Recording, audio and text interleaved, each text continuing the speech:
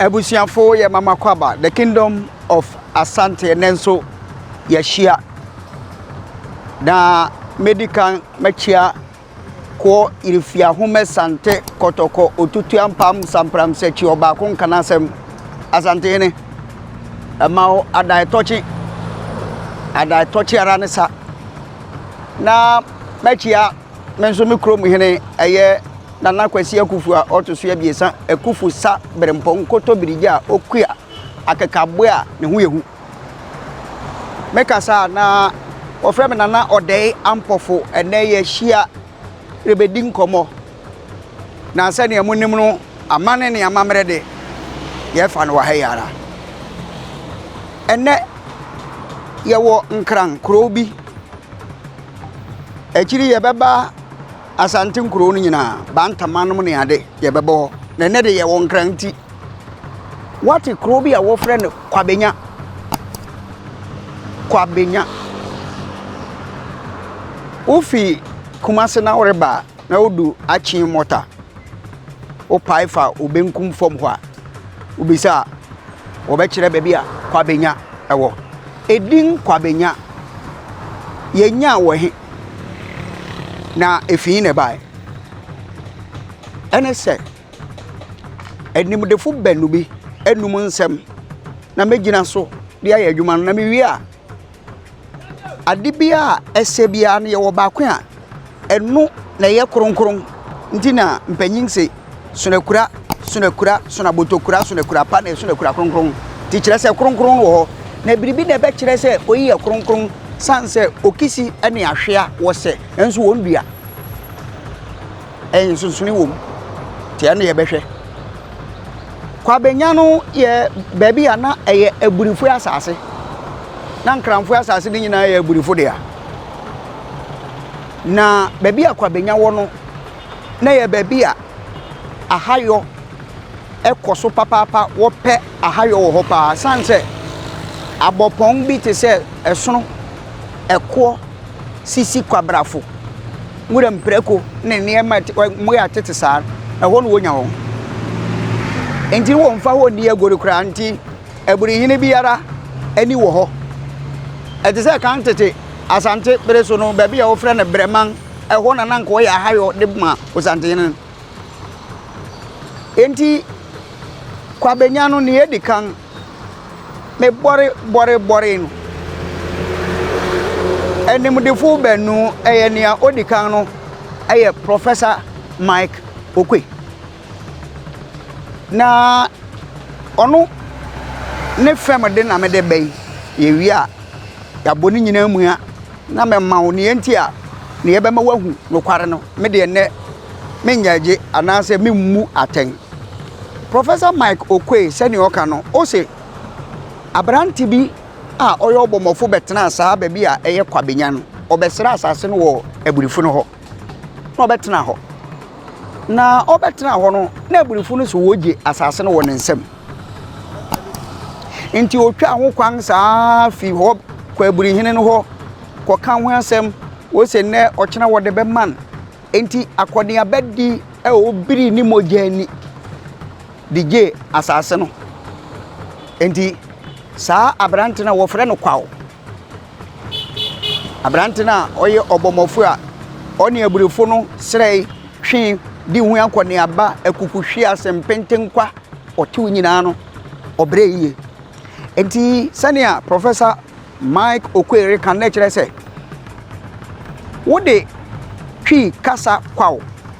eye edin no ene ade a kwawo no komu na ansa na nsaka asase na kire se kwawo abrenya asase no enti eye kwa abrenya senia Professor Mike Okwe erekani Professor Mike Okwe no okasa na odi kansa nso no so yokrani na ono so na ekuapemfo no so atena ache ne nenanom a wo na ekuapemfo no tena enu nti ono no se kwa abrenya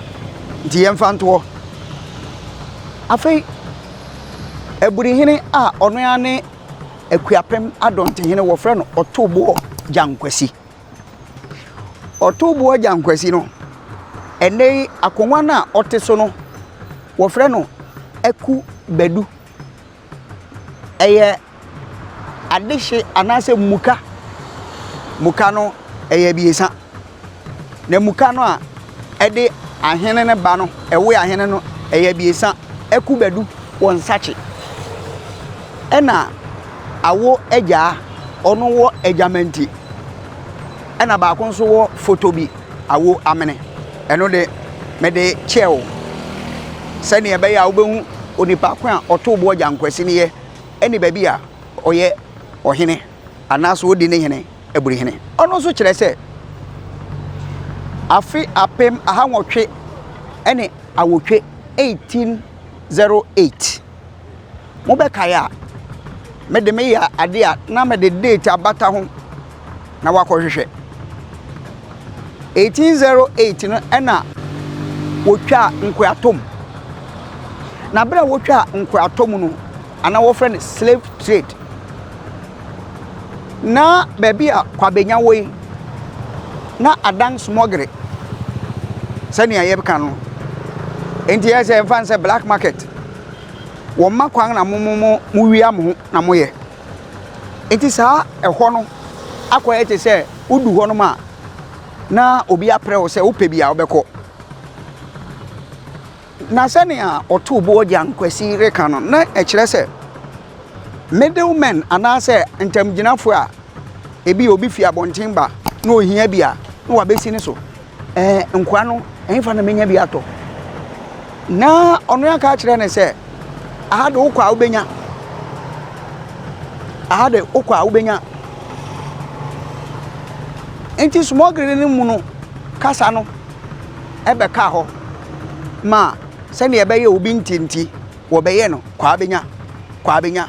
Kwabenya ene se wo pɛ no kware na hu eno nso a wokɔ Kwabenya hene ho a bisa no ono nso bɛka se wo frɛ no Kwabenya ebienyi afei ne ye ba besinsen na nimdi a me wo kasa mu no me de abubu ama won na me de ato anim na afei wo afa no kware no nyeme na me bu aten no kasa bi asese yenya Kwabrenya ene ye wo Kwabenya ti afei ye wo na no kware me fa Kwabrenya ye wo bribi wo kasa mu a kasa biara kasaku ananipaku biara wo ohaw kakra mako bi de ni haw ebi ne say yes asantefo won r and l your problem ede madawro ma yedisua de keke na ekuapemfo so wo sa ohaw ni bia ne say kwaw bre nya wo hwa ene afio afim no wo ka no e wo linguistics mu se wo fra bibi alveolar approximant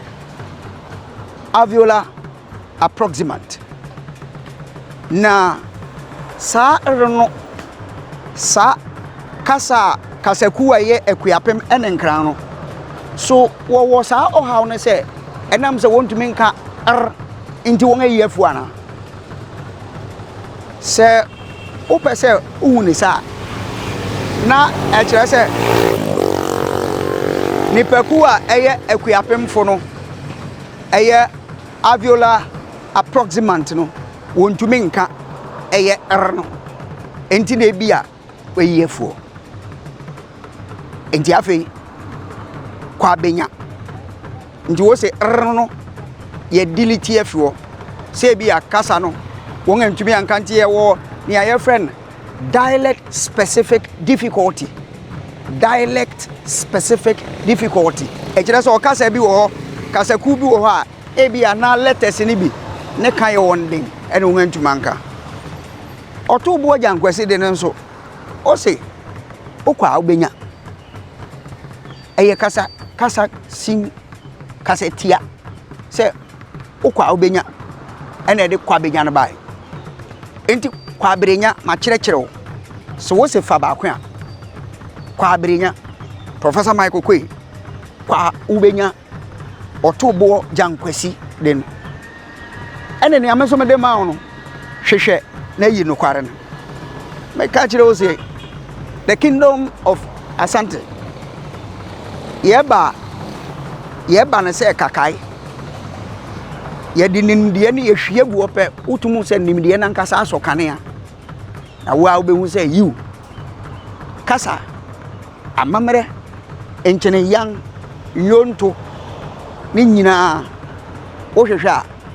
wonsa beka the kingdom of Asante nemom me nana Odei Ampofo mabeso mu ide achiampoma no bewo so biri you yabe na yaba